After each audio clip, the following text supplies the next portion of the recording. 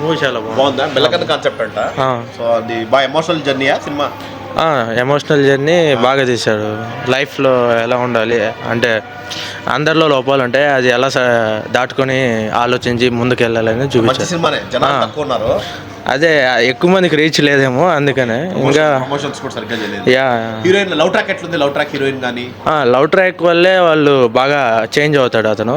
So దాని నుంచి తెలుసుకుంటాడు అతను మారాలి అని చెప్పి, జీవితంలో ఎదగాలంటే అని అట్లా. అదర్ సేమ్ ఎంటర్టైన్మెంట్ కూడా ఉందా? కామెడీ కానీ?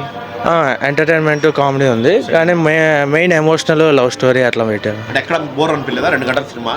బోర్ అంటే అక్కడక్కడ కొద్దిగా పేషెన్స్ టెస్ట్ చేస్తారు, కాకపోతే సినిమా మొత్తానికి చూసుకుంటే బాగా బెటర్గా తీశారు. మెయిన్ యాక్టర్ ఎవరు? లీడ్ యాక్టర్ చేశాడు అతను, హీరో. అతను ఎలా చేశాడు?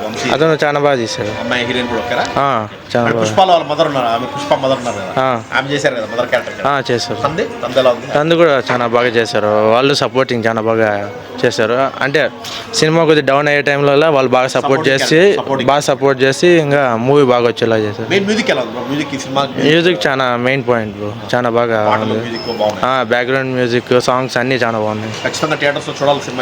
చూడాలి, కానీ ఎక్కువ మంది రావట్లేదు అసలు. ఇంకా సినిమాలు లేవు కాబట్టి ట్రై చేయొచ్చు.